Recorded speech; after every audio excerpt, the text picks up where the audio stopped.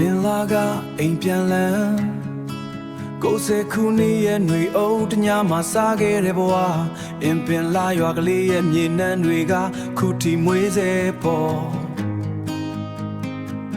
အပြစ်ကင်းစင်နေဘဝရဲ့ပျော်ရွှင်မှုတွေ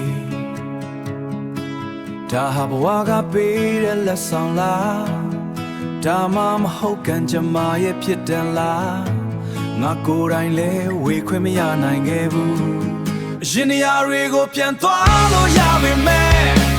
ရင်ချိန်တွေကိုတော့ပြန်ခေါ်လို့မရနိုင်တော့ဘူးအမားနဲ့မှန်တွေကြားမှာလက်ပြောင်းနေခဲ့တဲ့တဲ့ငယ်ငယ်ကအင်ပင်လာရွာဖို့ငါတကယ်လွမ်းတယ်ငါတကယ်လွမ်းတယ်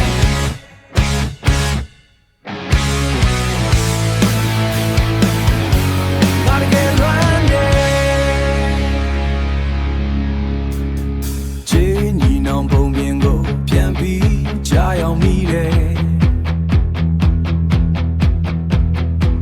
ဘယ်သူနဲ့နီးစပ်တယ်လဲအဲ့ဒါငါရဲ့လမ်းဖြစ်ခဲ့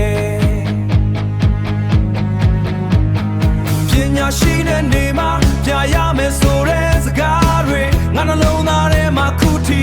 ပဲတင်ထက်နေတော့ပဲ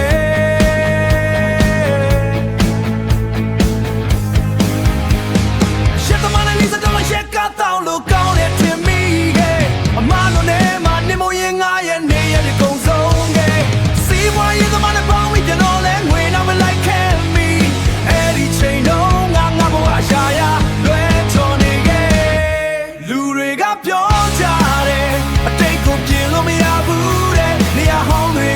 ပြန်ရောက်နိုင်ပါတယ်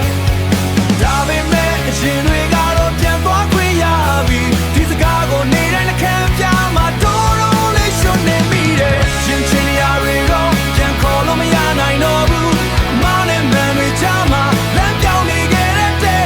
ငယ်ငယ်ကအင်ပင်လာရွာကိုငါတကယ်လွမ်းတယ်အတီးရပါတယ်ငါရဲ့ထောင်ကိုလွမ်းရပါတယ်ငါရဲ့ငယ်ဘဝတိတ်တွေဘဝကိုရှေ့ဆက်နေပါတယ်ငါလွမ်းတဲ့အင်ပင်လား